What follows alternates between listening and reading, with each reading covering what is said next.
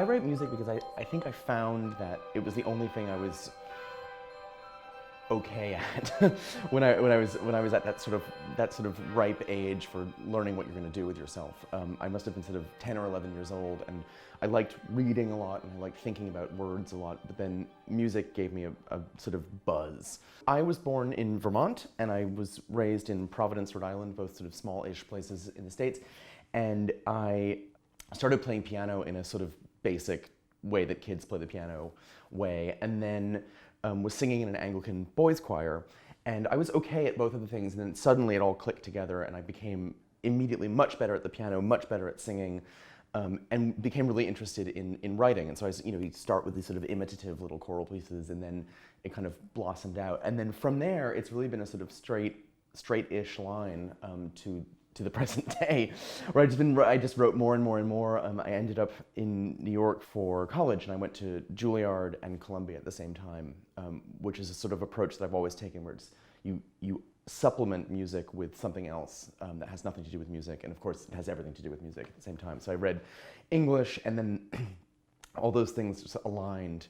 For me, my two main sort of identifiable influences are the American minimalist tradition and Renaissance choral music. Those are my two sort of emotional home bases. And then, from that, right, exactly. So spending time at places like Juilliard, you feel like you've been dropped into the stream of this sort of American tradition that doesn't include in any way the American minimal tradition or Anglican choral music. I arrived with all the 60s and 70s minimalism completely memorized, and the whole of Herbert Howells, and everyone looked at me like I was completely insane.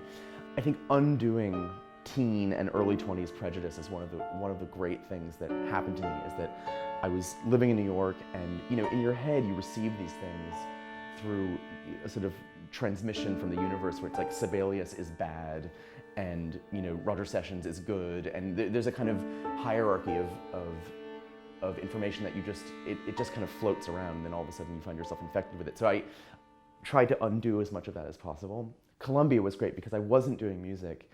When my friends came to the concerts that I was on at Juilliard, their reactions were actually way more interesting to me than professional musicians, just because they were there without any agenda, and there was no question about style. It was always what's happening right now in the immediate sense.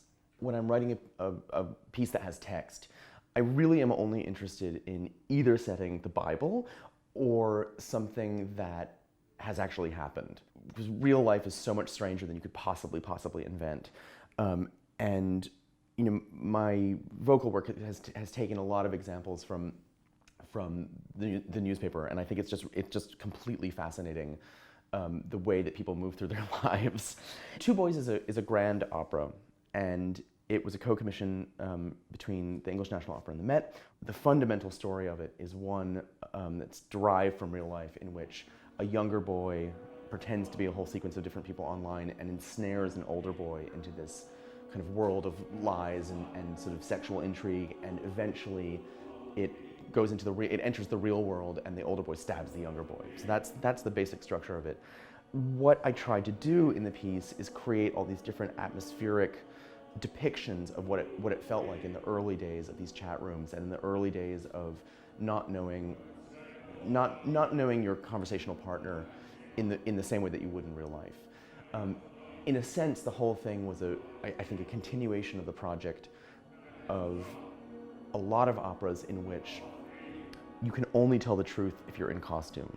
You can only tell the truth if you're not just in costume, but in a deliberately deceitful disguise, right? Where you can tell someone you love them only if you're pretending to be someone else.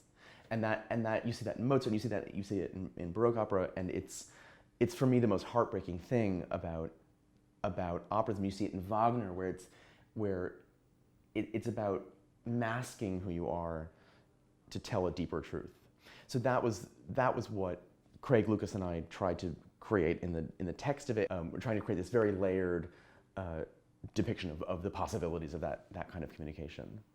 Being a composer, I think there are two possibilities about how you engage, not with your musical community, but with the larger community in which you live. And I think, the one way to think about it is that you're a person who makes beautiful things, and that that in that sense you belong to the world of artists. And then there's another sense in which you're making useful things, and in that sense you belong to the world of designers. And I think for me, I want a bit of both. I'm happy to make a beautiful thing. I'm also happy to make something that's incredibly practical for someone. So a piece of music a piece of music for film feels to me practical. A piece of music for children's choir feels to me incredibly practical. I write all my friends for their birthdays, I write them ringtones, which I think is great because that's incredibly practical, and it's something that now is connected to your body, an alarm tone to wake up to. For me, it's about negotiating how much of each you feel like you're up to at any given time. Ideally, it's a bit of both, right? It's a beautiful object that's also functional.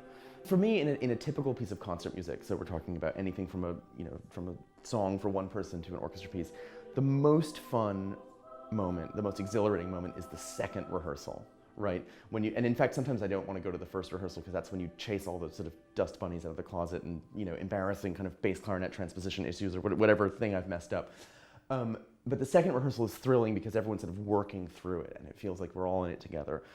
The premiere, for me, is always really scary, mainly just because at that point I'm completely out of control. One of the tricks I have is to sort of roll my eyes back into my head and solfege through in my mind the G major Brahms violin sonata. I've done this for years. It pretty much works. Because once you get through that first theme, then other things happen. You kind of forget how it goes, and you're sort of playing the piano part in your head. So premieres for me are very stressful. And everyone asks me afterwards, "Oh, how did you think it went?" I'm like, "Oh, it's great," because the Brahms is always great. Occasionally, I'll force myself to be present, but it's pretty scary. A great thrill as a composer is when if you've written something for a bunch of strangers, right? So for an orchestra or for people you don't know very well, if one musician in an orchestra comes up to me and says, I really like this piece, that feels like a personal triumph for me, and it feels really, really good, sort of all over my body. And part of that is because it's my sort of firm belief that if the musicians like playing it, whatever it is, that transmits immediately to the audience. If the musicians are having a good time, chances are that everyone else is having a good time as well. And that's always when people ask me, do you consider your audience when you write? The answer is sort of no, because if you've written something where the communication between you and the musicians out to the audience is honest and joyful, you'll end up with the audience actually really liking it. So it's a little bit of a bank shot, but that's always how I think it needs to work. So when I write for my friends, I think we're all sort of in the tank for one another. I'm like, you performed that great, and they're like, you wrote that awesome. But with strangers, it always feels like you've done something that is communicative in the weird code that we all speak, right? On this manuscript paper, in the harp part, or in the third clarinet part, or something like that. And if your mode of participating in that music is as one little part of a big machine, and you decide that you like it, that becomes contagious to everyone on the stage, and then it sort of shoots out into the listener's space.